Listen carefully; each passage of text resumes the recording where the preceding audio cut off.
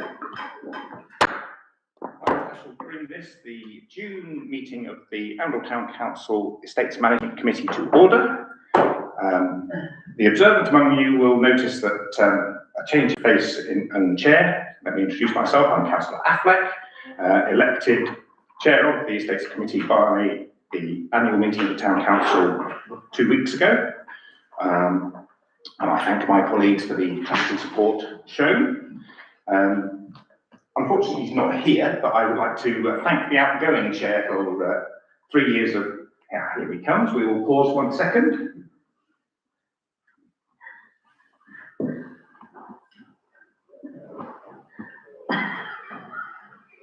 Good evening. That's what they call an entrance. I was just thanking the outgoing chair for their years of service and congratulate them on their elevation to town mayor. Congratulations, Councillor Shura, Mayor Shura, I say. And finally, to recognise the work of the officers of the council for their stewardship of council assets and their support of this committee, and look forward to working positively together over the coming year. Thank you, Lisa, as representative of the team. Right, the agenda. First item, representations of interested parties. Seeing none, moving on. Have we jumped a couple of bits? 2601. No, I was doing the bit that was above 2601, which was representations of interested parties. Kind of repeats itself. Okay. So I'm now at 2601, election of the deputy chair of the committee. I'm aware of an expression of interest from Councillor Wade. Is there anybody else that would be interested in taking up that role? No, but I'm happy to propose Councillor Wade.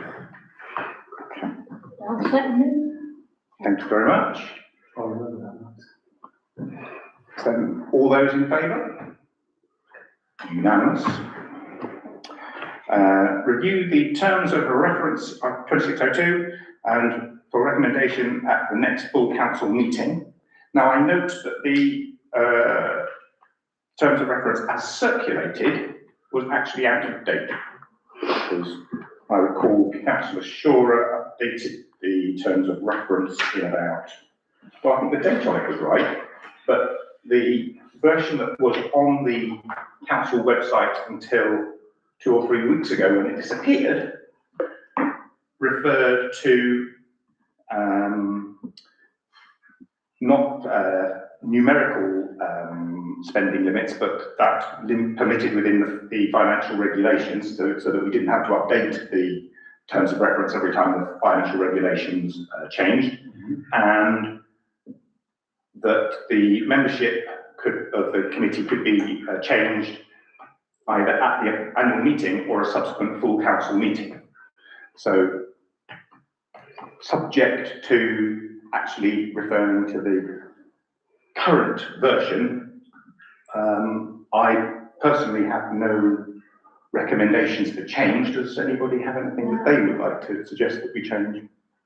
Mike?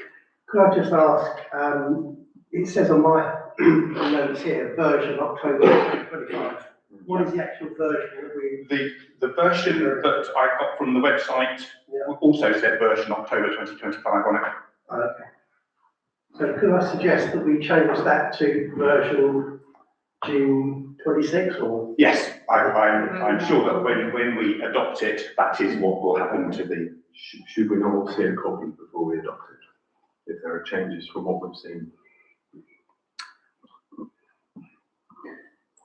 We're recommending this to the town council, aren't we? So we can see how the town council, if those changes are there. Or the point, given that we're recommending no changes, is the version that everybody saw when it was last proposed. We changed this one, aren't we, from the 7,500 to 4. Well, I've probably put the wrong one in the pack, because Emma would have sent it back to me when it was approved at full council, and I've probably looked at that one thinking it's that. But yeah, if I find the other one, it's in the pack. But if we review the terms of reference as extant rather than as supplied, and say we do not wish to change them, then would anybody like to propose that? Mike, thank you very much. Would anybody like to second that? Max, thank you very much. All those in favour of leaving the terms of reference as they currently are? All unanimous. Apologies for absence.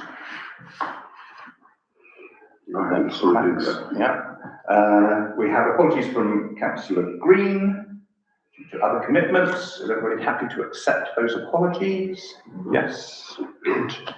Okay, so we'll move on to 2604, declarations of interest. To receive and consider any declarations of interest from members under section 50 of the Local Government Act 2000, Standing Order 13.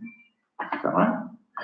The requirements applies only in respect of matters which are to be considered by the committee at this meeting, and to declare any disclosable pecuniary interests and to declare any other interests. I will go along. Val, do you have anything you'd like to do?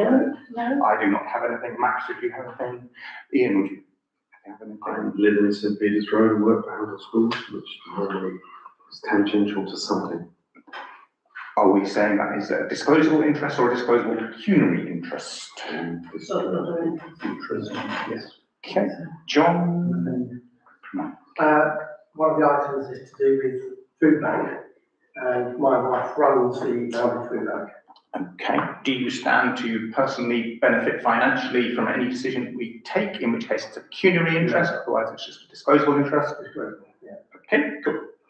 My understanding being that disclosable interests do not preclude you from participating. Good. Moving on. Representations from interested parties, there being none. Minutes of the previous meeting. Does anybody have anything they would like to amend in the record? Hearing nothing. So, can I have a proposer to approve the minutes? Val, thank you. A seconder. John, thank you. All those in favour of approving the minutes? Unanimous. Thank you very much. So I sign and take the first page and initial the subsequent. I signed the last page. Sign the last initial, the others. That will sign and date the last.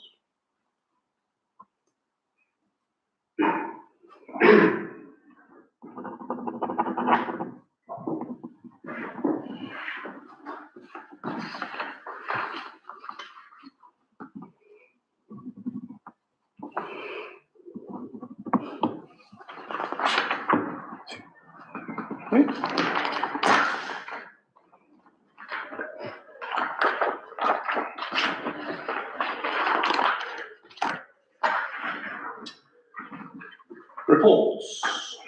To receive the income and expenditure report for OTC's properties and open spaces. Anybody want to discuss any of that? No. Okay. To receive the usual monthly properties and open spaces update report. Now, as the first meeting of a new administrative year, I think it would have value to actually go through that to understand all the in-flight projects that there are. And I thank you, Lisa, for a thorough update of the status of everything. So items that are subsequently for discussion on the main agenda, we can skip over. Anything to do with what we might charge tenants and negotiations with tenants, I suggest we take to the end of the meeting and discuss in camera. But to understand what we've got going on, so we had the emergency lighting failure. That is now completely resolved. Yeah. Marvellous, so that can be signed off. the food bank, which we can take to the end, the vans. So does everyone note that whilst the full council passed a resolution to take out dents and alloy insurance, the clerk, having discussed it with our insurers and our provider, has elected to self-insure on that. I'm assuming that everybody is prepared to take her on her recognizance of that, and we can discuss the success of it in 2 years' time. That's fine. Okay. Courthouse. So we've got some leases outstanding. We've got the evaluation report. We've got, so there, we'll take those to the end. We've got the roof investigation. That's on hold, Lisa? Well, yes, the survey we had, and the chap who did it came to explain, none of the bits that he highlighted in the courthouse are urgent. So we did start looking into them, but then obviously with this property evaluation thing that's been undertaken, we decided it would be better if we put a halt to it for now until we know exactly what's happening. Okay. Similar with the lift, as I said in the report. Okay, brilliant. And the painting, is that now completed? I haven't been down there, and I've emailed him and I've texted him and I've called him a couple of times. Did I put that in the report? He had said he was starting to finish the QBH as of this week, and that the courthouse would be finished as of last week. So I do need to pop down tomorrow and have a look and get hold of him, because he's not had a reply from him as yet. So yeah, we'll see what happens this week. How long ultimately did the courthouse take to paint? I have no idea. As in, how long should it take if you just did it? No, That's but it. my understanding was that this This has Oh, it's been been going on outstanding for a for long 18 time. months or Yeah. more. So do we really want him to start the QBH if we? It's not start, it's finish the QBA. Oh, okay. Sorry, So the apologies. debate we've had for a long, long time is we paid the chap because we thought he'd finished. It turns out he hadn't finished, and this has been on him ever since to finish. And I requested, and it was agreed, I think a long time ago, that we'd never use this chap again, that he needs to finish what he's been paid for. Absolutely. When I last spoke to him, and he said this, I'd spoken to Emma about it, and I'd said maybe we should say to him, look, if you're not going to do it, then we need part of the money reimbursing, so that we can actually, because I got quotes in already for somebody else to finish it, but obviously that's at a cost to us. So if it doesn't come through this week, I think I might send him an email saying that, you know, we're just going to, if you're all in agreement that we would like some money back, and then we'll go elsewhere. And obviously tell him that we won't use it again.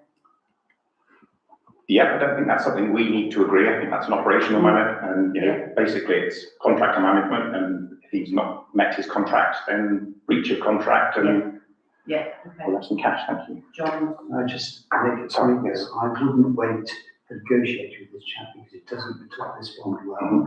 I would, if he doesn't do this time, I'd just go and get somebody else. Okay. And if we can get something back from them later on, fantastic. If we can't, it's already some cost. And frankly, the costs that we might get back from him are already going to be subsumed into the costs that we're going to incur for wood rotting at the courthouse, windows rotting at the QBH.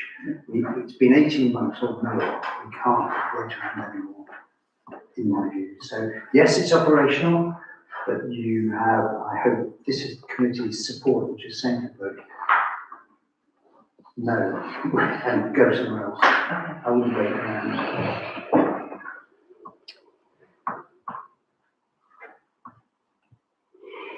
I hope it never comes back for a reference.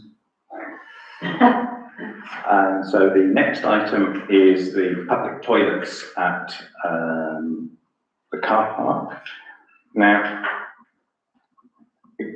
so I know so this is a good update of something that might come to us in the future.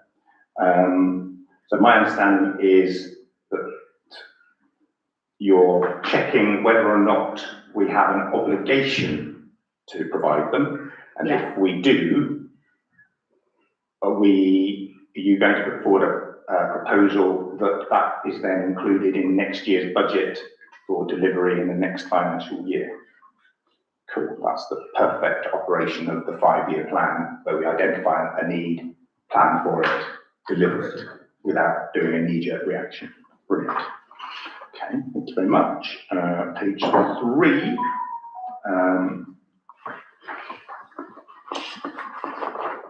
So rugby, bowls and tennis we'll discuss later.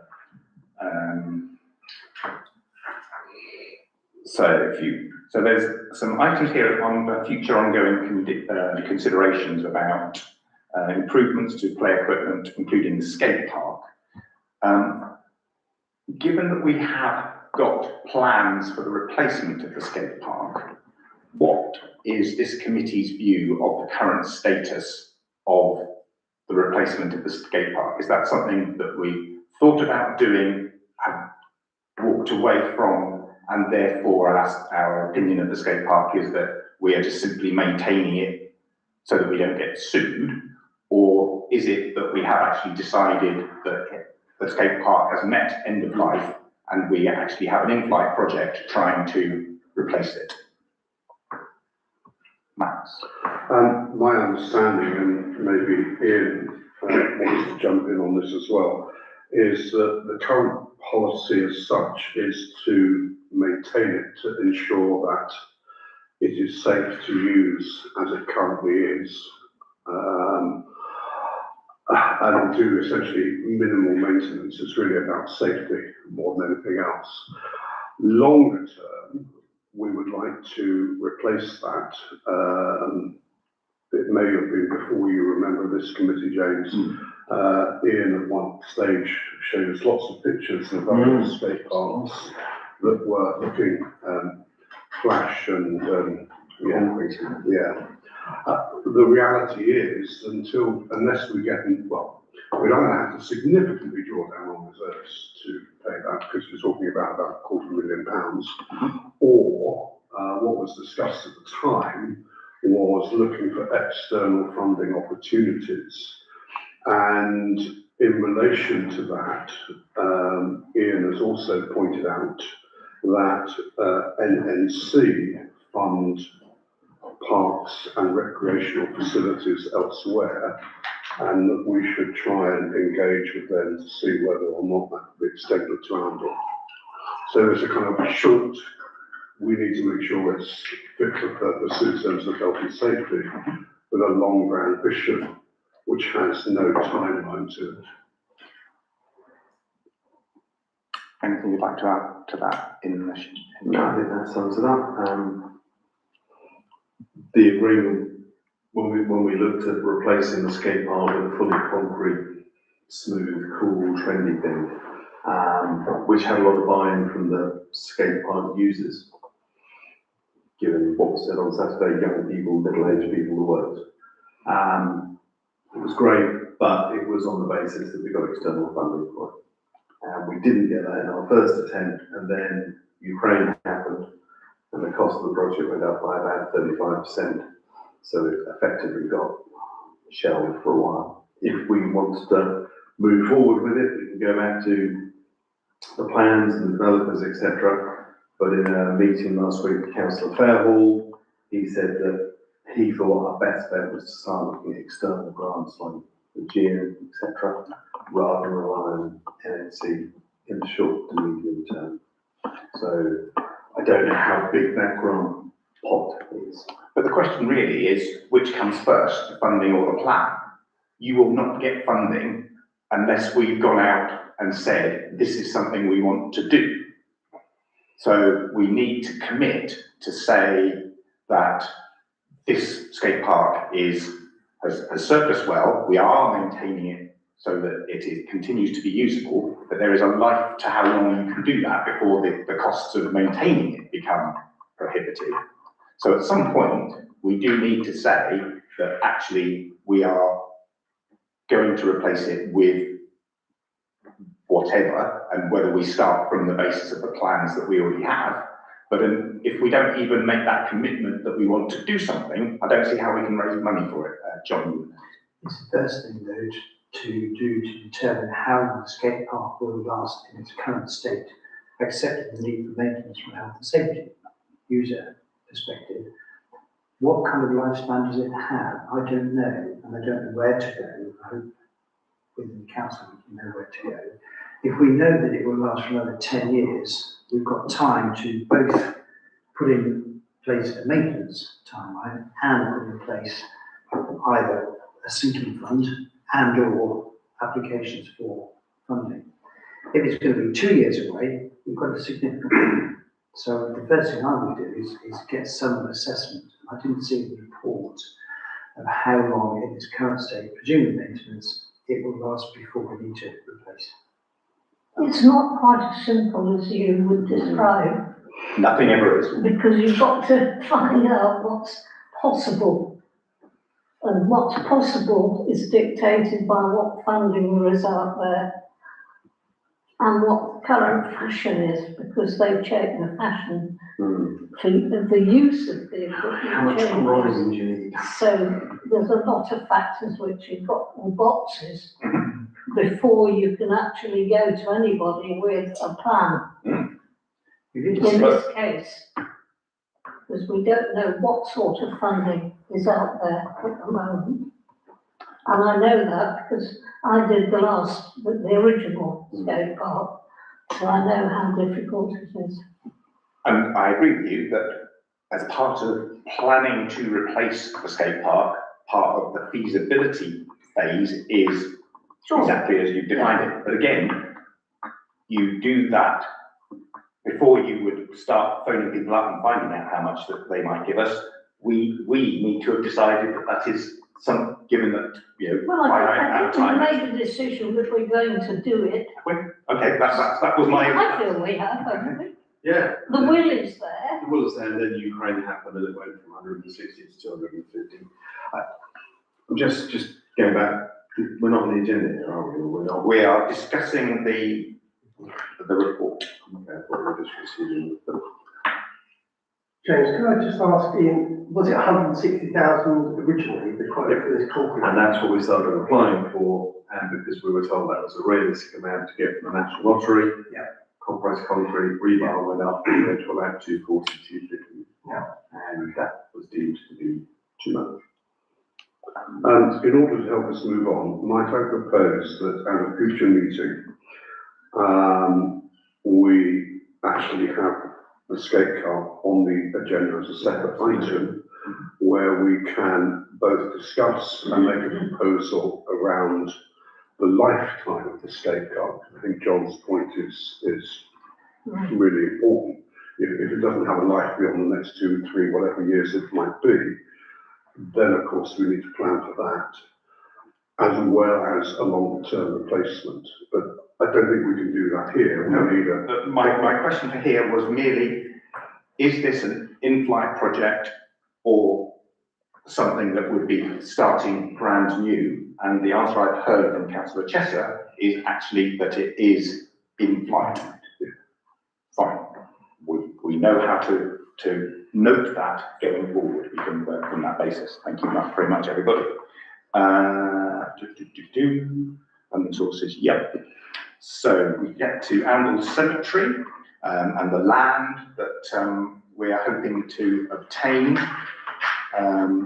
where we've heard nothing back from the developer since April 2025, despite a chase subsequent to that. Anything there at the moment? Is there any other action we can take that would progress that? Can we send them another email? When did we send them the last one? I think it was last weekend, did it? Okay. Yeah.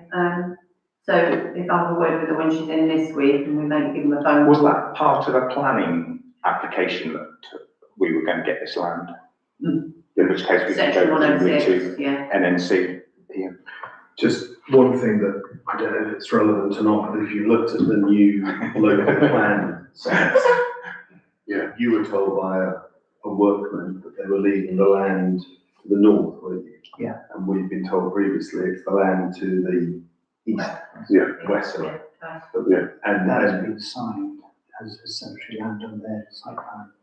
right, but then they left this big blob up here. Yeah. And I'm wondering if they're playing a game as to whether that bit of land comes into play in 2021. Yeah.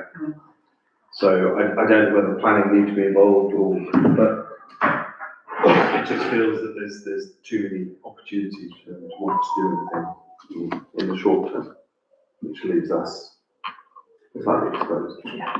So if we've written to the developer and they've ignored us, that's fine, that's an answer. Can we approach NNC planning and just find out what they think the current status is?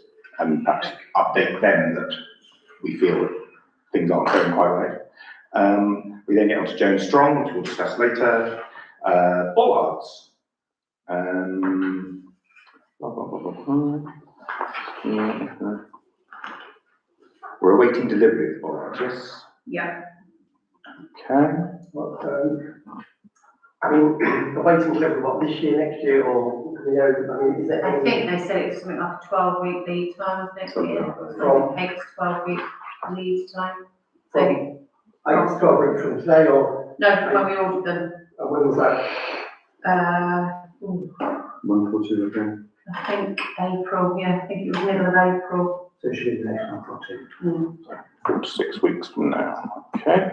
And then we've got the marketplace signage, which I understand we as a group are clear that what we want is the signs to reflect our usage and for them to be legally enforceable. So this is just a matter of organising whatever needs to happen to get the signs amended and up. Yeah. So, and that's, It's your transport group, isn't it? Somebody knows it later. but it's presumably an operational matter that should be managed by the officers with support from members, rather than the members being necessarily directly responsible for it. This is Ian's bag rather than mine, but I think this is actually implementing is down to the officers, but making it happen and getting agreement from the county council, I think needs to be driven at council level. I don't know if you agree with that, Ian? Yeah, I don't mind. I think having the contacts that we have, Sure. it makes sense. I Absolutely using those contacts. Yeah. The operational strategic divide is, I think, is greater than is portrayed, but that's just a personal issue. I think once Ian's got the approval and sorted out, the actual putting in probably largely less, but actually chasing the signage requires some council level. As Ian says, it's that grey area, is it operation, is it council, but I think the power of council is quite helpful. Yes, but my point was in support of an officer who can be, for want of a better phrase, held accountable for the delivery. You know, we can't shout at Ian and go, why haven't you got those signs up? We can try. Whereas if we as a committee have authorised, or just like with the bollards, if we've authorised the officers to go and replace the bollards and given and approved all the budget, then the actual delivery of the bollards and the ordering of bollards, etc., is an operational matter. But no, I fully support supporting the officers where we have skills that are relevant. Yeah. Okay. We're almost at the bottom, I think. That was the last one. Town events, yeah. CCTV is going to be on the main agenda. Other maintenance issues, main agenda. Good. Anybody got anything else that they're aware of that's in progress that isn't reported on here? Okay, brilliant. Well, hopefully that was useful to more than just me in terms of understanding where we are and what we're up to and the amount of things that Lisa has got outstanding on her plate as we go. Okay. Shoal. Next one, to receive the 3 to 5 year maintenance action plan. Anybody want to mention that before we discuss it as the next item? So, having received the existing report, we currently have a number of entries in the 3 to 5 in the open spaces report, which say items for future consideration. We also have a 3 to 5 year plan Excel spreadsheet, and we also have, I was informed, a document called the OTC wish list, which might have been created by Councillor Clark at some point in the past, all of which list things that we might want to do on our estate and in the open spaces going forward. We have an obligation to support the RFO and finance officer and clerk in being able to deliver a 5-year budget of expenditure. And our role is to agree the estates component of that based on the recommendations, again, of the officers, because we won't ever know a full list of what needs to happen. So I've been discussing with Lisa and Emma, and included in your packs was a very simple suggestion of realistically what we need to have, or what needs to be provided by the Estates Committee, having been approved, to Finance Committee by October this year to support the 5-year plan, is a list of projects and their costs over for the next 5 years. And my first rough draft said we need to identify a distinction between operating expense, such as painting things and perhaps periodic surveys and things, capital expenditure, replacing the windows, replacing a roof or something like that.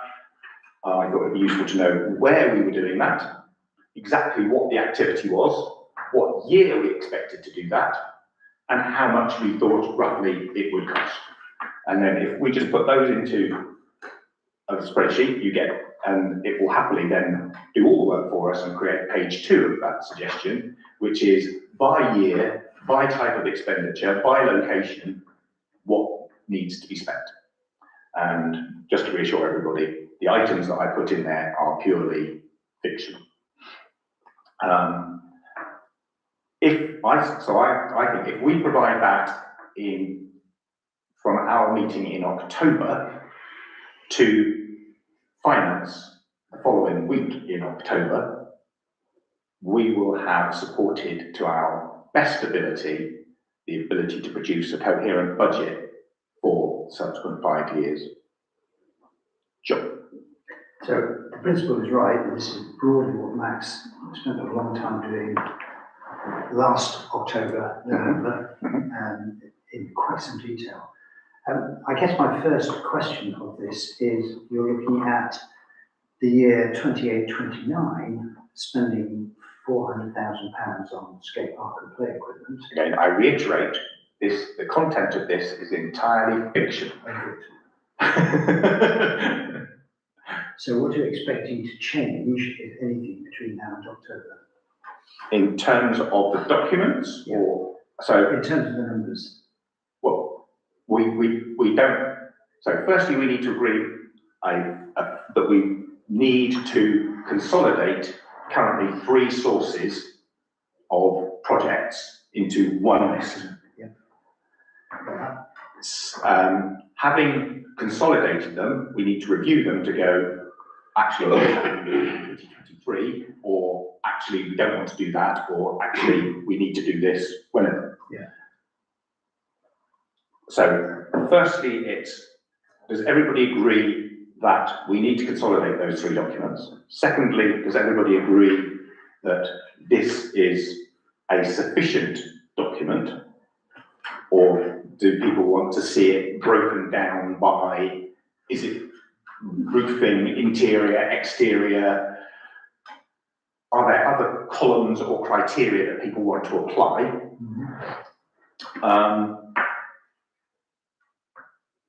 So that's my question under this item for today, is agree the need to do it and what we ultimately end up producing. And then we can discuss that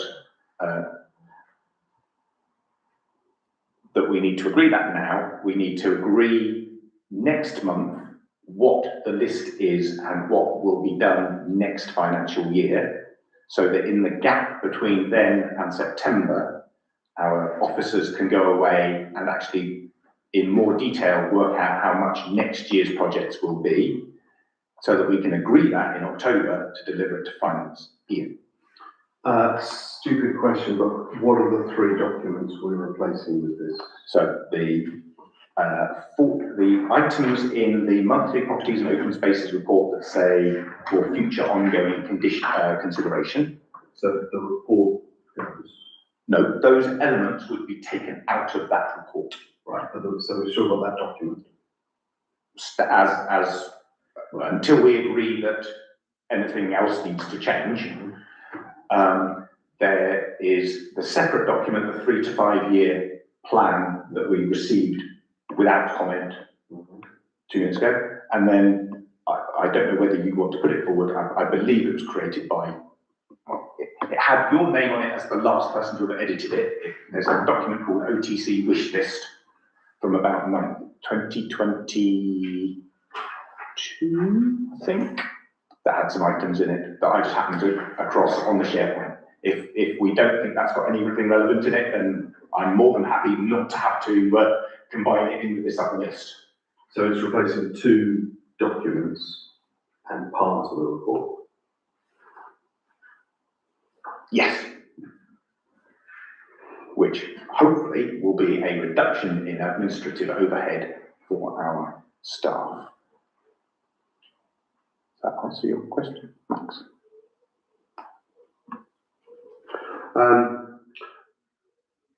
I think it's a good idea to have something that summarises thoughts about financial implications over the next 5 years. And as I think John's already mentioned, I tried to do something very similar to this last October. And of course, I took a slightly different approach in that I tried to establish what general maintenance costs should be per year, per resource, asset, whatever you want to call it, and then what might be exceptional items. And the census kind of does something similar, but not quite. My main concern, though, is one of timing. You said that it would be nice to try and populate this properly next month. What I'm kind of worried about in relation to that is that, and I can't remember seeing it on the agenda, and apologise if it is there, is that of course we're due to have a visitation. We have our annual visitation in the summer, and it normally, to my mind, makes sense to try and populate a list such as this after that, not in advance of that. So it is on the agenda and is to be agreed, but it happens before the next meeting. Right. Okay. So you're setting bounds for our discussion on that topic, and I thank you for it. John? I was going to make the same point, really, that this can only be populated after the visitation. I call it visitation. I call it inspection, because it's not pure singles. After the inspection of the committee around town, but that really doesn't happen in June. I very much hope that it will provide further items and confirmation of items that might already be on there. But I disagree that the estate officer, for example, couldn't put a half a dozen things on there right now that the staff know need to happen. So I don't think it cannot be done without or before or without a walk around. a walk around is going to give extra input and confirmation of what may already be there. And it may identify other things to start Yeah. having. So Yeah. I think to prep it for October, for the budget process, we need to get on with the inspection of PDQ. Yep. Assuming we can sort out that amount of time. And particularly if you want to get this done next month. Mike? Well, first of all, listening to the discussion, first meeting for me, so nice to be here, this side of the table. And we're glad that you're here too. Thank you very much. And, you know, to me, being a newcomer, what I struggle with is like things coming out of the blue, left, right and centre that have happened 10 years ago that, you know, only certain people know about because they were only here 10 years ago. So it's got to be written down in some format that all of us can glance at in a couple of minutes and go, oh, there's 15 projects, 10 projects, whatever these projects are here. You know, I've got a burning desire to build a new scout hut in the whatever personally, so I'd like that to go on there, and obviously there'll be some process to, I'm not saying I have, but if I had, there'll be some process to go through, or I could be really objectionable and say, absolutely no way do I believe this thing should happen as a council. And again, you know, I may or may not get somewhere, but at least it focuses us on what the key items are. Skate park being one of them, has already been discussed, it's in there with the value, it's in there with the time frame. Now that might not be correct, there is no detail around it, but at least I coming here tonight can see straight away that that is an item for discussion, and so can all of the towns see what we're focusing on, and they could be saying to us, well, I don't think that's an important thing, or what about so-and-so, so-and-so. So anything that focuses the minds of all of us, big time frames with some money attached to it, it's got to be a good thing. 3 documents is too many, 1 document as a headline, I think is a really good idea. Okay. So, are we agreed? One last question, who's going to update the document? The document is owned by the officers, just as the budget is owned by the officers. So the standing orders and financial regulations require that the clerk produces, or the RFO produces, a 5-year plan with, no, there's an extra word in there, not a justifiable, sort of a credible 5-year plan. So So on that basis, at least are you happy with the format of the document? Yeah, it's simple enough. I was worried about it being too complicated, but that looks very simplistic and easy to read. So yeah, I've not discussed this with Emma yet though, but obviously we'll have this meeting. So, are we happy that we proceed on this basis? I think I'm happy with the format of it. I think there's a lot more stuff to go in it yet. Oh yeah, absolutely. Which Emma and Lisa will add to, and the walk around, which hasn't been yet agreed as to when it's going to happen, we'll maybe add to it as well. We did discuss last year bringing the walk around forward to May or June.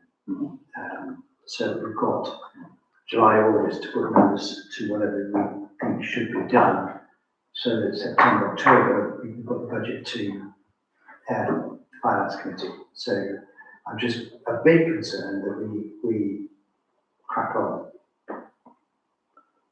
Just desperately, can anybody else scan the agenda and just reassure everybody where it is that we are going to agree? Because I'm convinced. 260802, but it doesn't mention June. And also it hasn't got this down as a decision point, has it? We're not agreeing, we're just discussing. We do not need to, we are not going to respond to a proposition because there is nothing external that's going to happen. This is simply us agreeing amongst ourselves the basis on which we are going to produce a document. To discuss. We do not need to resolve that. To discuss delivering format, there's no agreed. No, well, it's not been agreed yet. Total revenue project. Yeah. It can't be agreed until we get the more numbers in. But I think that James meeting, but for me, I think we discussed it and there's enough around here to move on. Good. 260801, we're going to put to the end as it affects pricing that we might be asking from a tenant. 260802 to discuss and agree the date of the walk around. Do we think we need to have one or two, so one for open spaces and one for buildings, or do we believe we can do it all in one go?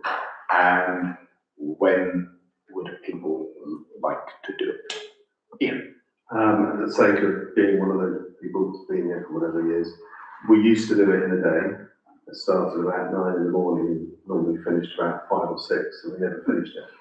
So we broke into 3 bits, those 3 regions, on the basis that they were more manageable.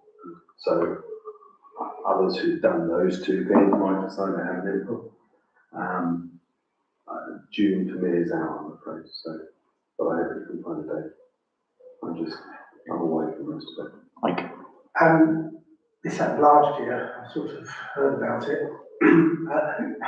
Do we all need to go on it, or one person plus an officer, or how does it work? Yes, Well, we always encourage new councillors to come and look and be involved in it, because obviously there's, the most said thing is, oh, I didn't realise we were responsible for that, didn't know, we owned that, so I think it's always, I think it's always a good idea for new councillors to be part of it. Yeah.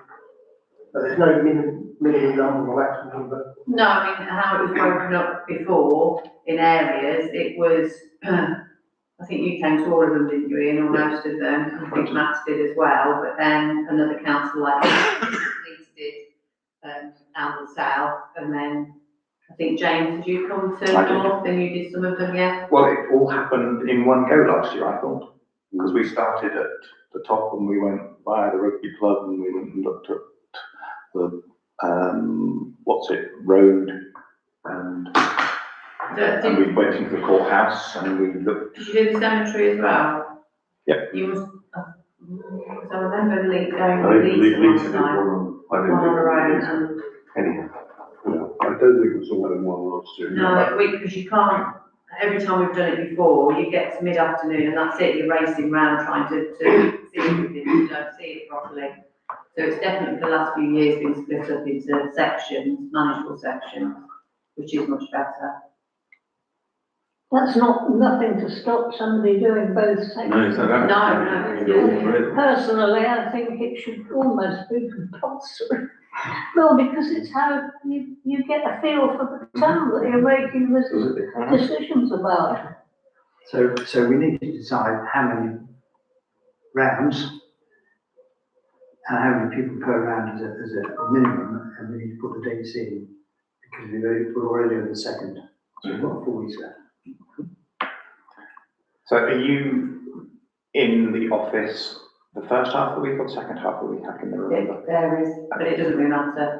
If it's arranged on a day where I'm out of the office, it doesn't really matter, I can adjust. Then how's next week for everybody? Not great. Yeah. Well, I wouldn't say everybody, I thought we just said not everybody needs to go, so. That's true. But if we try and schedule it for a week when a number of people are available as opposed to nobody's available, how's the end of this week for anybody? I'm pretty much, I've just got back from holiday, so I'm pretty much available in June. I'll be available from the 14th to the 29th.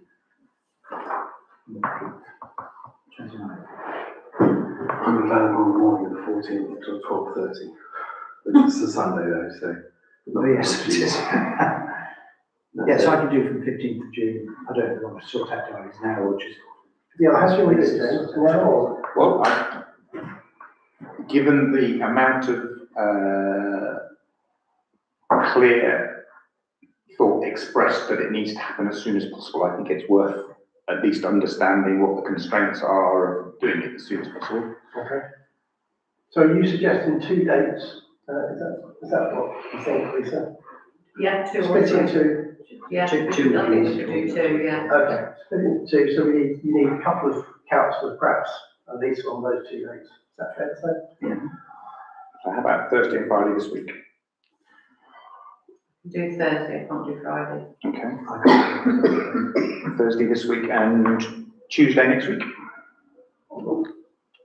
Yeah, I think so. I could do Tuesday next week. I wouldn't be at home. No, I can't do Tuesday next week, I'm sorry, I can't do. I'll just go with, I can do Tuesday next week, James, at least we'd like to go and see. So you can do I'll take you with what we do. Thursday and Tuesday. No, I can do Tuesday, I can't do Thursday. Can you do this Thursday?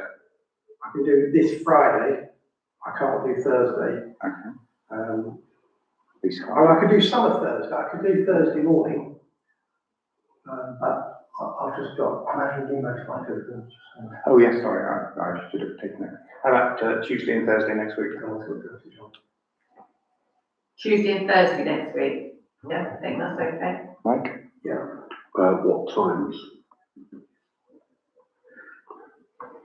I might go Tuesday. Well, obviously you're saying it's Start, well, I think you were saying that potentially it could be all day, so we need to start first. 9 o'clock, yeah, Well, so 9 o'clock on Tuesday. do half and whatever time that ends. Okay, so Tuesday, Thursday.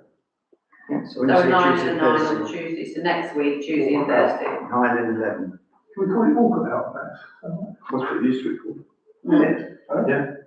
And you're gonna split the 3 regions into 2 then? Right, so I'll say 9 o'clock till whatever time, and then.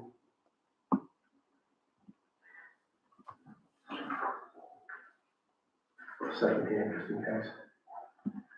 And it's Thursday, 9 o'clock. Any dissenters to that? Okay. The next item is the OTC electric vans, which we have discussed, except that it reminds me, disposal of the old van? They've kept it at the minute because they're having to sort out the petrol card. Now, I know they're electric vans, but obviously they go and get petrol, usually go and get petrol in the van and petrol for the lawnmowers.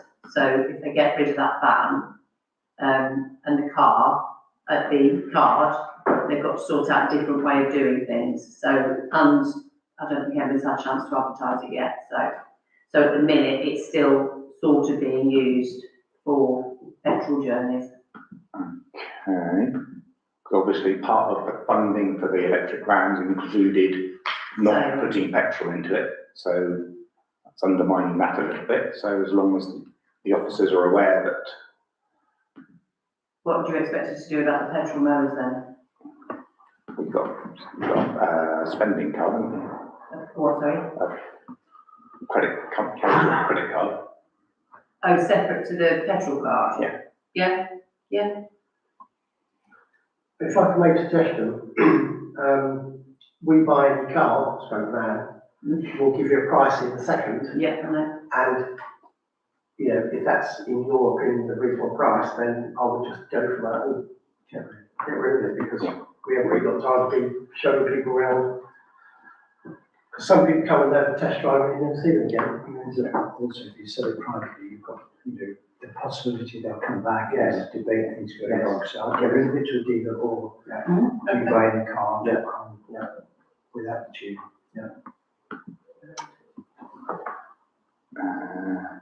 So next item, 260905, requirements and standards for the So this is a proposal to, as part of reviews of activity under the Estates Committee.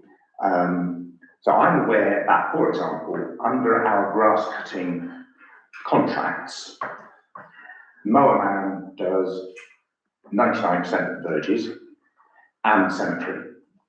But we send our guys in their van with the mowers down to cut the verge outside the cemetery because it's not part of Mowerman's contract.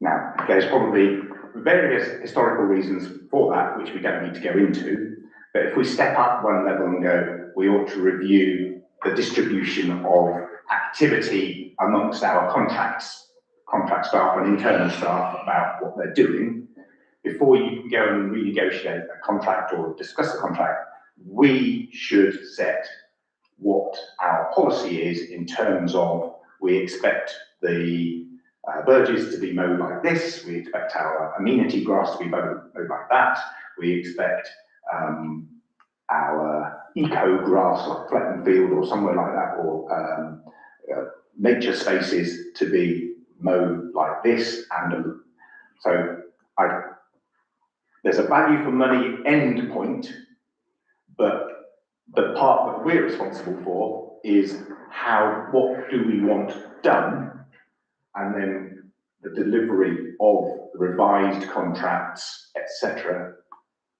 is for the officers without support.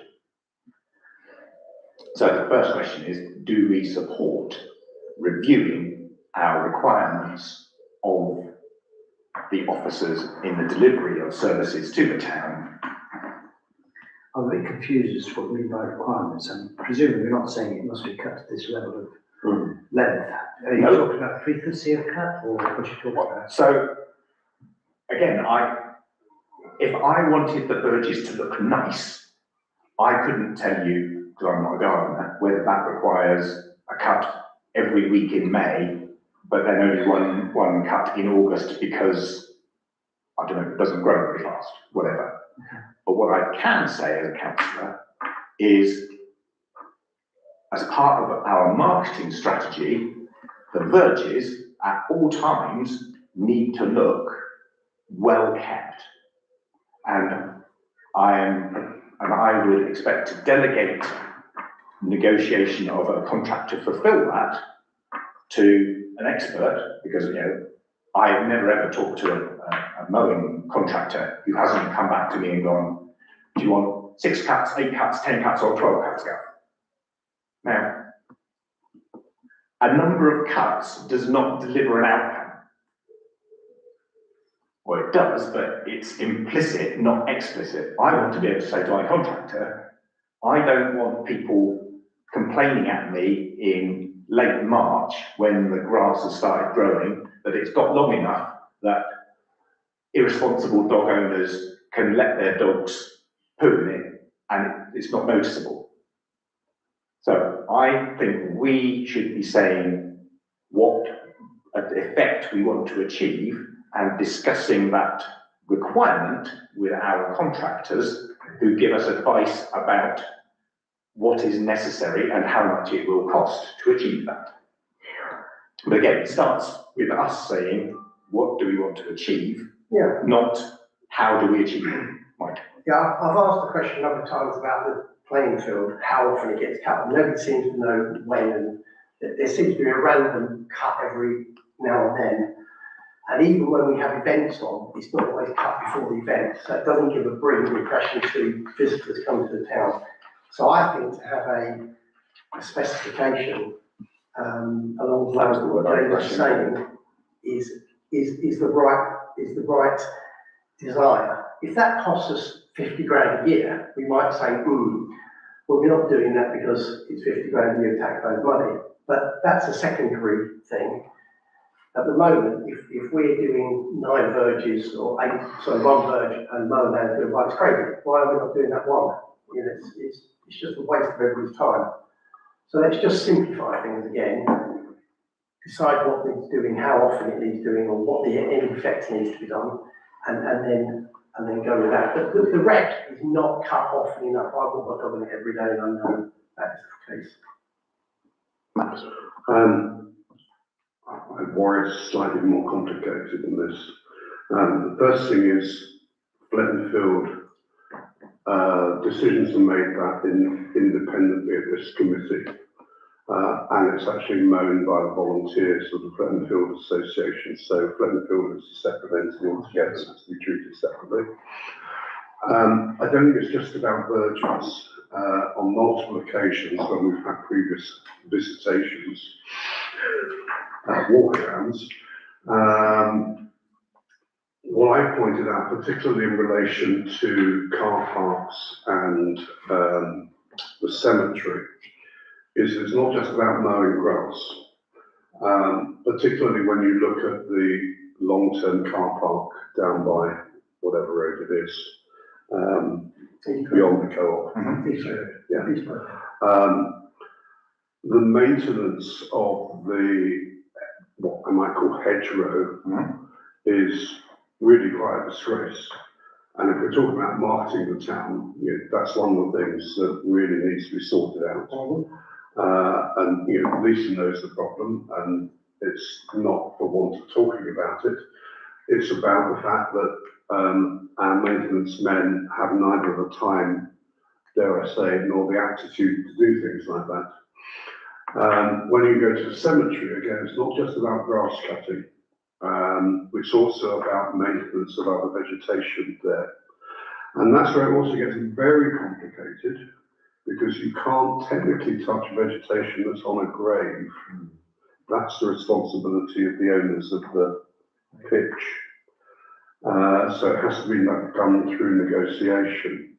So although I completely agree that it would be nice to set a standard of what we want to make the town assets look their best, particularly over the summer months, but not just the summer months, I think it goes beyond grass, and I think you need to kind of incorporate that within. And I think it does actually say, as you say, including grass, other vegetation and installed equipment. Yeah, So not no. just grass. I mean, painting of that hut thing that's down by the skate park where that thing's called, it looks like it's never been painted to me. So that would come under it. I mean, eventually, it would just be a model for everything, but you've got to start with something. And grass is very obvious. The difference is that some of it is outsourced and some of it is done internally at the moment, and that's what I mean. It's all a bit confusing. Maybe able to determine sorry.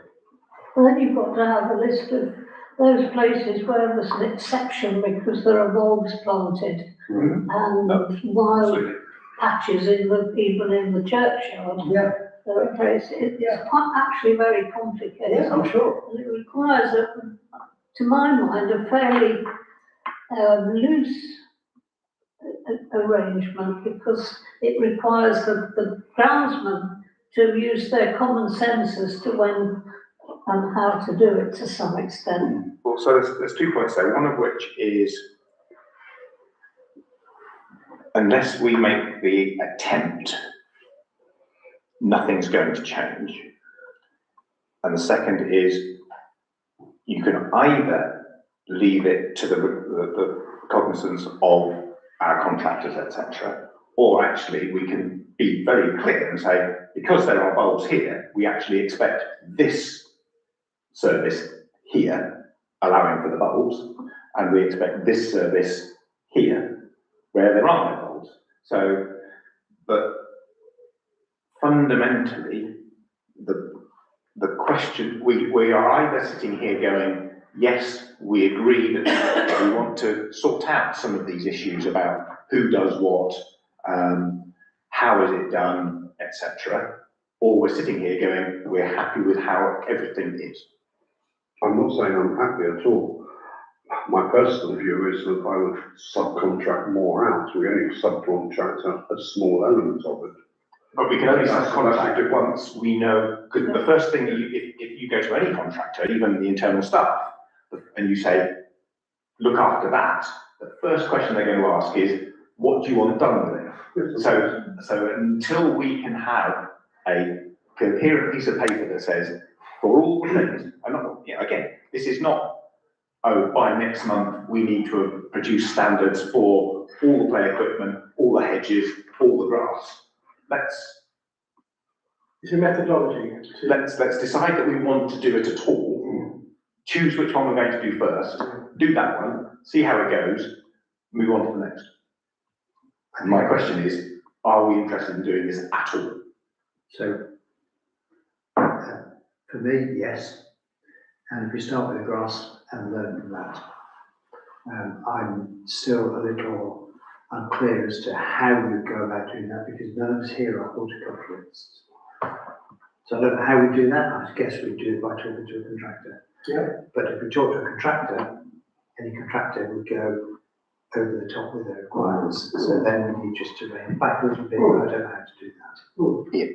I think most contractors are going to also want to fit it into their big time schedule, aren't they? And you just said you don't want to have a time schedule, and I don't know of a contractor, when we're looking at the cemetery, I don't know of a contractor that would agree. Then I might have to suck that up. We've got to start somewhere. And if I don't ask for the moon, I'll never get it, even though I might have been able to have it. And if somebody tells me I can't have the moon, but I can have the International Space Station, I'm still pretty happy.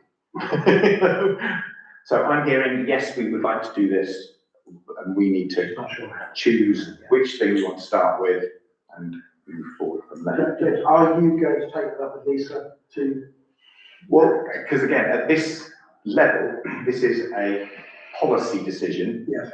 And I will take responsibility for moving that forward and come back to the rest of us with what we think we should start with. Thank you. If you're happy. Okay. So we're on to 14.2.1, the condition report. So we are receiving that. I think it is received. Does anybody have any particular questions about it? When under O2 we say decide next steps, is that just next steps about the safety gates or next steps about the engineering report? Well, it's a bit of both really, because So we'll cover it all under O2. So are we happy to receive it? Yeah, not seeing any no's. So under O2 then, so I can see that there's a quotation to replace 3 gate mechanisms or 3 gates. Yes. I'm again going to say, from a policy decision from this committee, we want the gates to work. How they work is an operational decision we don't need to get involved with. So we need to approve the costing. Well, yes, but if it's the £1,500, you've got a budget with £1,500 sat in it, because it's the £2,500 recreation ground maintenance line, which Emma, in conjunction with the mayor, has authority to just get on with. And if it's £7,500 or £7,000, then that needs to go to full council anyway. So again, it's nothing that we can even approve, or either don't need to approve it or we can't approve it. So well, why it's on there is because it was a bit of a curveball. I went to 2 other companies, one of them hasn't come back to me, to get a comparable quote, because we quite often use RPM. And it was Ian that reported last time, can we get on with it, because they're getting worse, they're not shutting properly. So I then opened this quote from these other people that basically said that our gates don't meet ROSPA requirements. But when I got it, I think I got it just before our visit from the British engineering chap was due to happen. So I thought, well, I'll wait and see what the report says. Now on the report, it doesn't say you have to replace the gates because they're not ROSPA approved. It says they just need adjusting. But because this other thing came through, I just thought I'll put it on there to see what your feeling is, whether you do just want them fixing, or we've got to have a longer term plan to actually replace them completely. That's the reason for it being on there. given that there isn't a playground safety expert on this committee, Well, yeah. you have received advice from the engineers whom you have engaged to inspect our equipment. Well, our insurers actually put them forward to do it, so it's who our insurers insisted that we have, so you're happy to go with the fixing them? Which are you recommending to us? Well, yeah, fixing, if that's allowable. Cool. Yeah. Then, sorry, John. My only concern is, although the British engineering report doesn't say you have to replace it because it doesn't meet ROSPA, the fact that it's been drawn to our attention, I wonder if that merits some additional question, maybe of the British engineering people to say, did you consider this from a ROSPA perspective? My concern is that if something went wrong, so the child got their head trapped, which is one of the things that they're saying, and it was known by our insurers that we were aware it wasn't Prospect compliant and we didn't act on it, is there any contingent liability on us for not informing the insurer? So I would go back to the insurer or go back to British Engineering and say, we've been told this, you didn't mention it, what's the truth? Because that should inform our decision or your decision to move ahead. Okay. In my view, I don't know. No, admirably summarised. As to the rest of the report, which we presumably need to decide next steps on, I'm surprised at the number of small maintenance items that are on there, because I'm assuming that all the equipment is inspected in accordance with Playdale's maintenance standards. What do you mean, Playdale's maintenance standards? Well, so if you recall, probably about a year ago, when I was trying to find how much everything had cost and where it had come from, I spoke to Playdale and they sent us through a link to a site, their site, where every item of Playdale equipment has a manual and it says this should be inspected on a weekly, monthly, whatever, 6 monthly basis, and these items are perishable, replaceable, etc., and should be maintained as we go. So is that happening on these items of equipment? No, the chaps go out and inspect the equipment every week, but they don't take out anything from Playdale. Okay. They've always just gone and checked the usual bits and pieces as normal.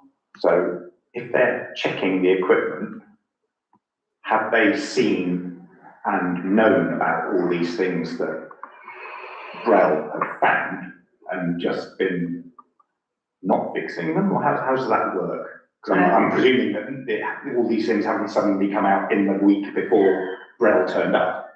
They fix the bits that they can do, but then that's why we traditionally or historically have always the bits they cannot do, like end cap. They can replace things like end caps and things like that, and bolts and various bits, and like with the polydeck that we ordered, they can replace platforms and things like that. But anything that's a bit more specialist, we then normally go either to RPM or, like I said, I've got a couple of new contacts that have contacted me, so I'm going to use them for comparable quotes moving forward. But that's how historically it's always worked. So your question, I think, James, is should these have been spotted before, or are they all new? Yes.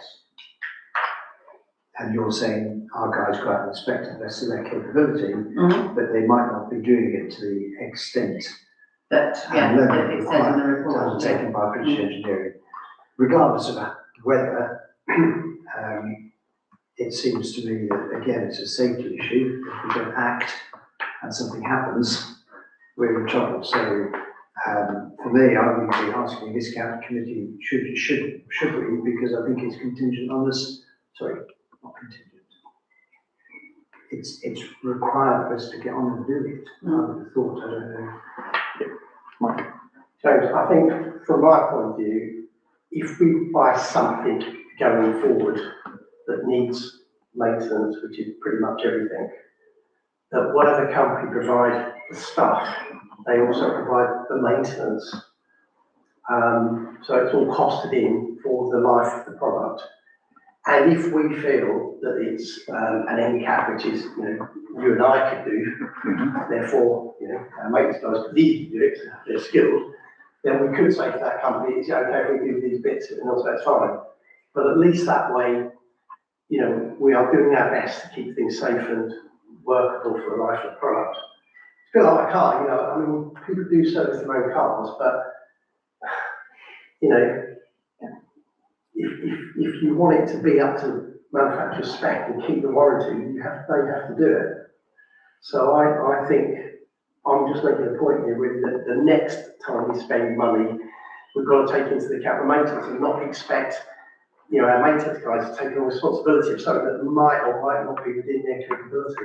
It's a bit unfair, I think, on them to do so. The manufacturer says, your guys can do this element, fine, but we ought to assume that the most expensive version is what we have to go for if we want to spend that money in the first place. Yeah. It strikes me we've just spent 10 minutes talking about Langford Brass, and it was a sort of review policy decision. we've never, I suppose, had a policy about who we've just done maintenance.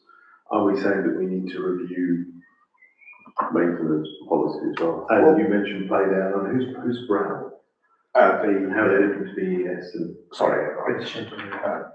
British Engineering House. Right, so in other words, do we need to say, rather than chucking all this on Lisa, say, here's what we think, and over the next few months come up with it, whereby we're saying we're now going to say for next year's budget, we're going to pay for more maintenance from outside and stuff like that. Because at the moment, it feels like that grey line of operational, etc. We're blurring it. I asked the question of what is the current situation so that I understood, because not having your history, I didn't understand.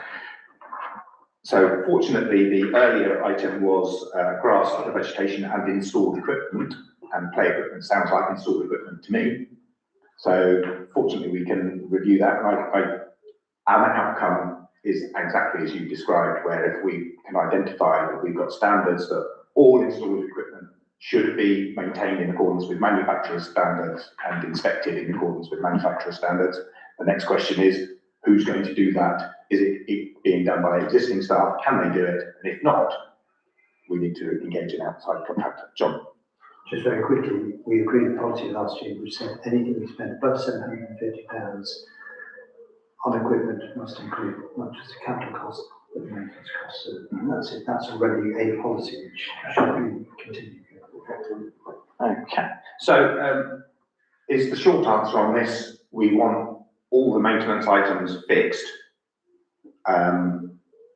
As to who's going to do it, that's, we look forward to your recommendation about what can be done.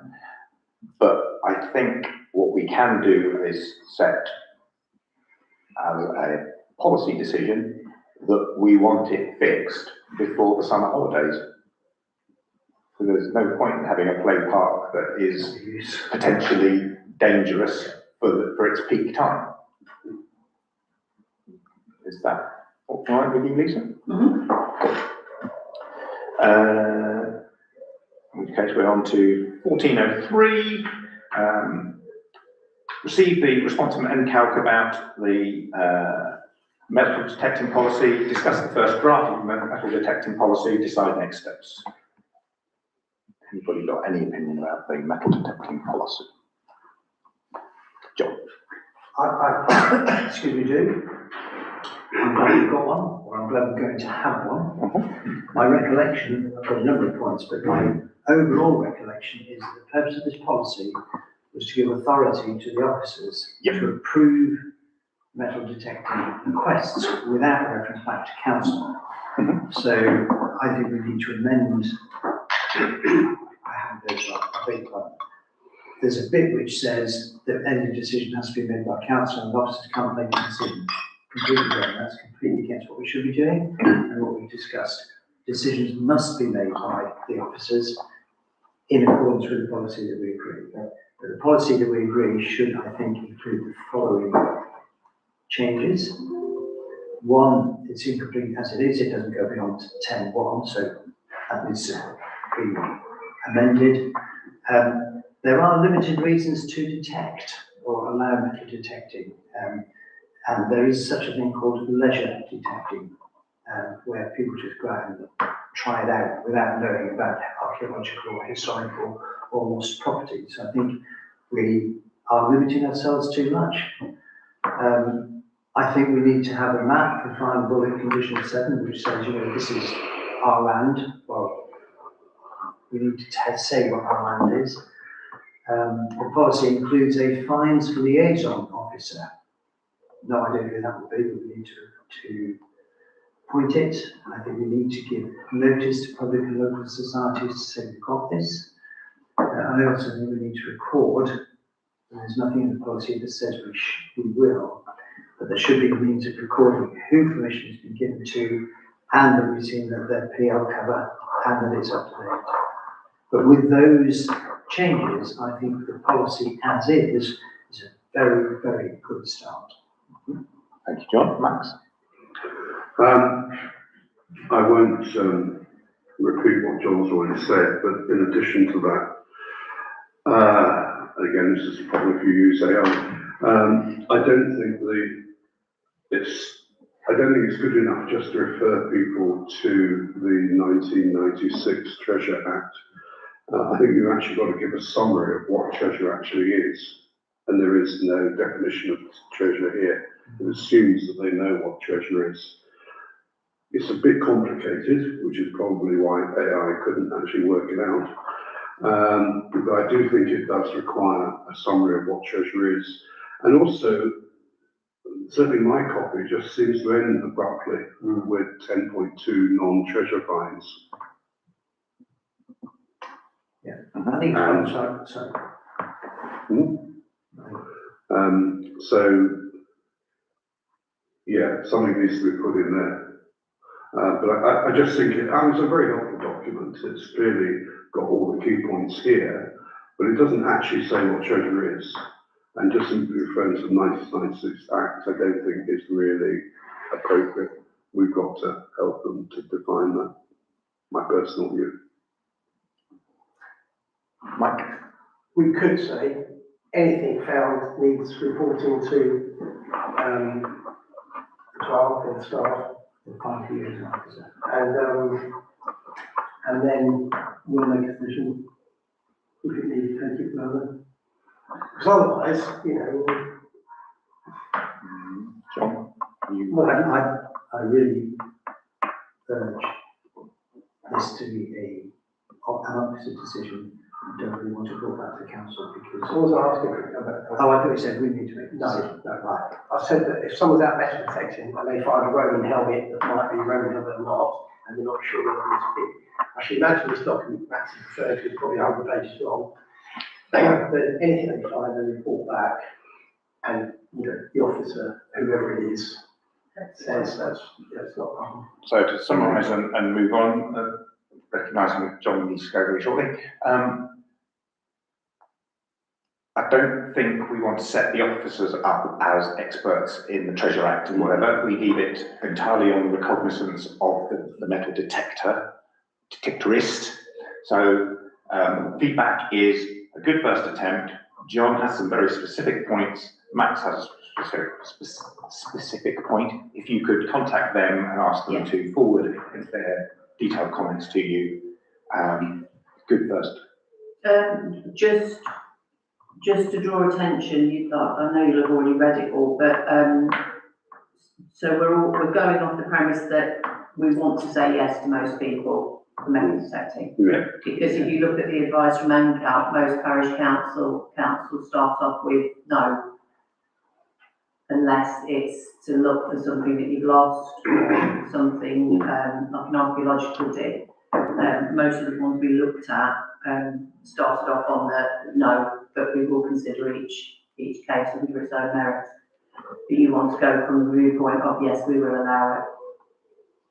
Well, I believe that the decision to default to yes was taken by full council. Right, okay, yeah.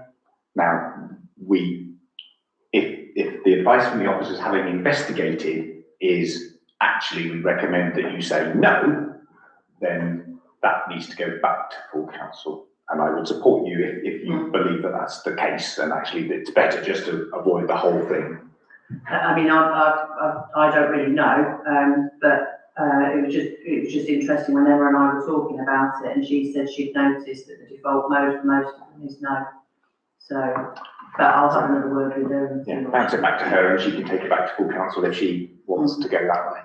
And then just finally, the two things I'd be aware of in that conversation is, number one, most of what, 3 councils, 10 councils, 500 councils, that would be the first point. The second one is, we have already given permission to requests that didn't fit any of this stuff. And the approach then was, if there's no reason not to, why are we stopping them? And I'm sorry, just to illustrate my further point, under 9.3, it says expects non-treasure archaeological finds, e.g. coins, buckles, brooches, tokens. Well, coins are treasure if they're over 300 years and they have a certain quantity of precious metal. So ditto with brooches and buttons. It's really not that simple. So, back to you, Lisa. Either it needs some work, or persuade Emma to come back to full council and go, actually, we could tie ourselves in knots. Would you like to reconsider? Yeah, okay. Thank you very much. So 2619, Marketplace signs update. Councillor Clark. Okay. It's all in the email, I suppose. We had a meeting, there were 2 traffic enforcement officers there was highway, lots of exciting people. It's very complicated. And it seems that if you look at the TROs that are in place, it's not as straightforward as anyone expects, and no one even knows where they come from. And there are now so many departments in NNC involved, the TRO department, the parking enforcement department, the highways department, etc. And the phrase they aren't using is legacy issue, which is no one knows if ENC or NCC or OTC did it in the past. So worst case scenario, I suppose everything has to be reset. It will cost lots of money and take many years. Best case scenario, we cajole and persuade the highways people to at least come up with a compromise and reasonable solution. The big problem we do face at the moment is that as soon as you put a road closed sign at either end of the marketplace, you make the transport regulation order redundant. So we can't then enforce it. So there are ways around it, but they've got to check with other departments. So I think it's all really well brought in. Excellent, Mike. Just I don't know if we've asked, but we're not the only market in North Wales. Have they done anything different anywhere else? And if they have, what's stopping them? They may have done something different. If we ask a question, we'll say, you know, if it's working in Kettering or Northampton or wherever. But they're some of that. working from the point of what is it at the moment, Right.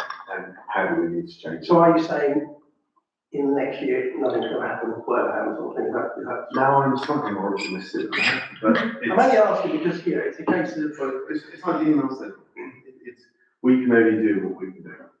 Yeah. We didn't put the TROs in place. No one knows who did. The signs don't work. If you read the signs, market traders and delivery only Thursday 6 a.m. to 6 p.m. What does that mean? Does that mean that they can't park here? No one else can park here. Saturday's not even covered. The farmers markets. So we're working with something that isn't really fit for purpose. If we can come up with a compromise solution, and the parking enforcement people were quite keen on that, but highways have gone back into their shadow a little bit. So You're still working on it using your budget too? well, we're waiting to hear from Jess. Okay. And she's waiting to hear from other people. If they say the situation is let's start again, then that's exactly the question we'll ask. But at the moment, they can't ask that question because they don't know what the existing system is. Sorry. is that the way the country's run like this one? The whole country, yeah. So, Confusion is the way we operate. thank you for your work so far. Please continue, and good luck. Fletton Fields Association's request to reuse Fletton Fields for the 2026 annual Apple Day. Anybody wish to speak? Max? Well, my view is we should clearly allow Fletton Field Association to use Fletton Field, particularly since the Apple Day was very successful last year. My issue is slightly different, and that is, golly, well over a year ago, when we took possession of the field, we spent a lot of time discussing a booking form. I remember, Ian, you went over it with a tooth comb, and we started with something that was very complex, and I think we ended up agreeing that it should be Two pages. relatively simplified. So, again, it goes back to operational issues. I thought the purpose of doing that, going through that, was that people could fill in the form, and it then becomes an operational issue. But maybe I'm kind of lost the plot. Yeah, the booking form is for that, but traditionally when it's an event on our property, we normally just get your okay, that you're happy with it and that nobody's got any reservations about it. But what's the difference between a repair cabinet book and a platform room? It's an event, which I do, or used to do through Rebecca, and it would just get signed off and use it then field. Yeah. I mean, I'm not trying to be awkward, I'm just trying to No. understand, because the more you can make decisions without coming here, the faster things can get done. Yeah, and the shorter an agenda will be. So, It's just trying to speed up and streamline the process. Yeah. so as I have no background in that, I'm hearing that those with a background in it view this as an operational matter that has been delegated prior, so we don't need to make a decision. Cool, brilliant, and moving on.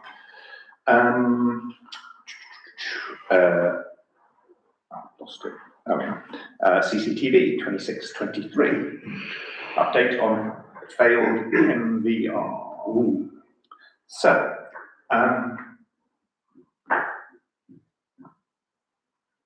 there's £1,000 on line 5502, community safety CCTV. So is this within budget? In which case I'm going to say it's an operational matter and within Emma's gift in consultation with the mayor. Yeah. Okay. Can I just ask, because I don't know, so how many cameras have we got, where are There's one outside the SciTech building, they? Okay, focuses 3 different ways. yeah, There's one outside Milestones. Yeah. That focuses up New Street towards the marketplace and up West Street. Yeah. There's the one that's on the marketplace just opposite Stew Pots. Yeah. Again, that covers 3 directions. Yeah. And then there's one on West Street. It used to be Kiki Sam's, but it's Bubble and Twig, Yeah. thing, and that just faces up and down West Street. okay. And that's the one that's got. That's the one that's failed. And we've had them checked in March or April. Yeah. But it was at the time the road was all cornered off and they couldn't get to it. So they said they were going to come back, but we found out it's failed. We've also, update from yesterday, we went to retrieve the video of the NVR from Platform Road 1, because the police have contacted us for footage, and that's not working at all. So I've emailed them and I've said what's happened between when you came and checked it and signed it off and said it's okay, and now we can't even get it to turn on. So they're coming out tomorrow. So there'll be a little bit of an argument there with them about why was it okay a month ago and now it appears to not be doing anything. I have a feeling they're coming to the end of their life, because that's what he was saying about the West Street one. So That sounds like a potential entry on a 5-year plan to me.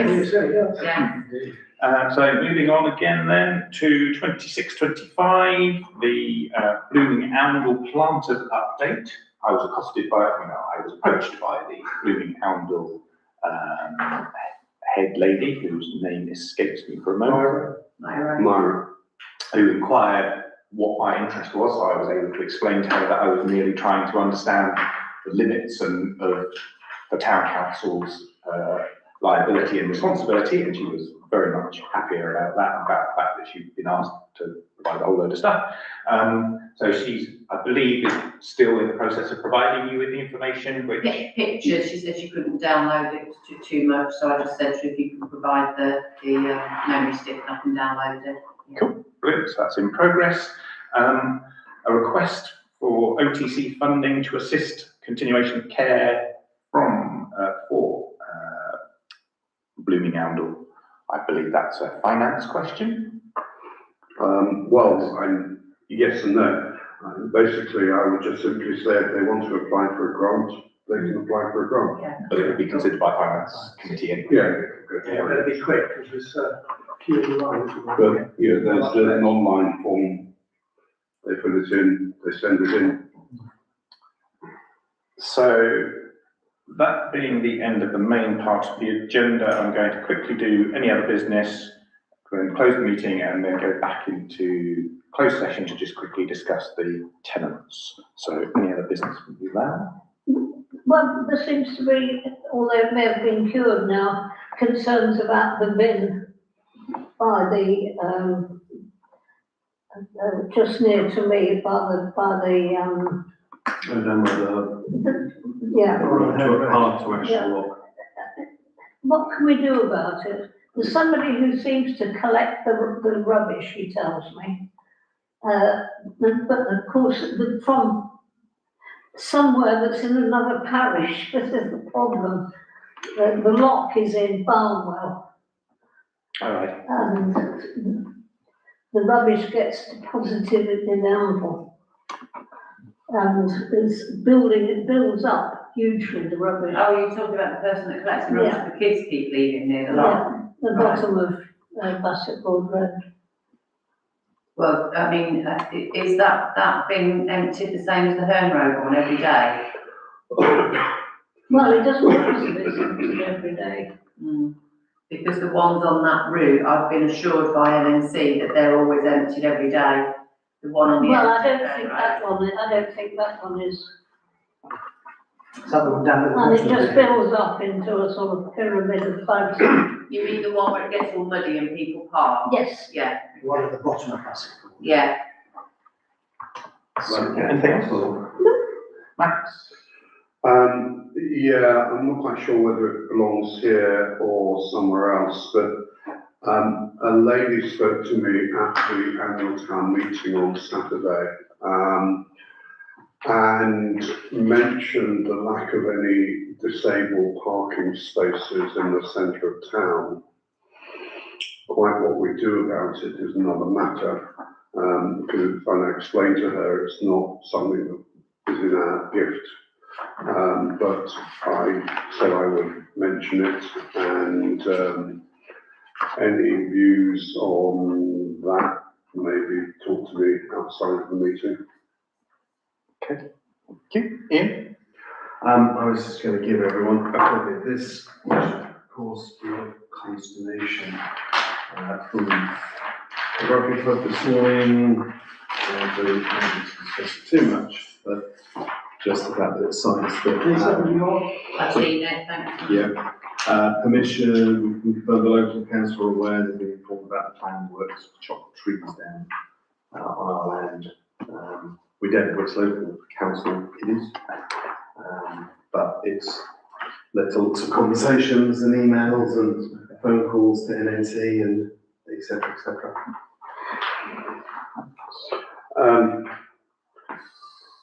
We have been told, at least what I was told, maybe Lisa can expand on it. Emma told me, I think on Saturday or whenever, that Ali had come in and had talked about them carrying out routine post-season work, including, what's it called, scarifying the grass. And they also talked about lopping some trees. It clearly says here that they are talking about felling work.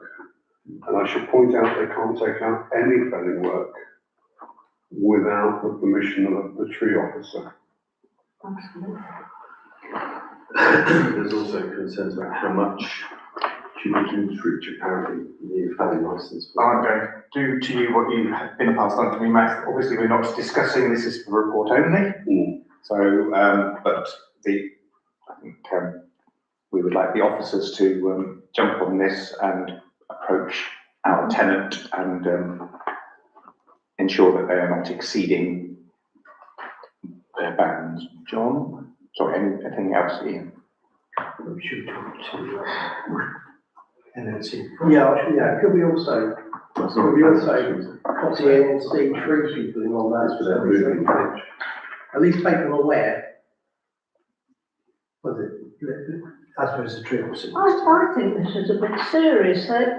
We also can confirm that the local council, I mean, Yeah. they're very careful not saying who this local council are. Yeah. It has been raised with the officers, they will progress.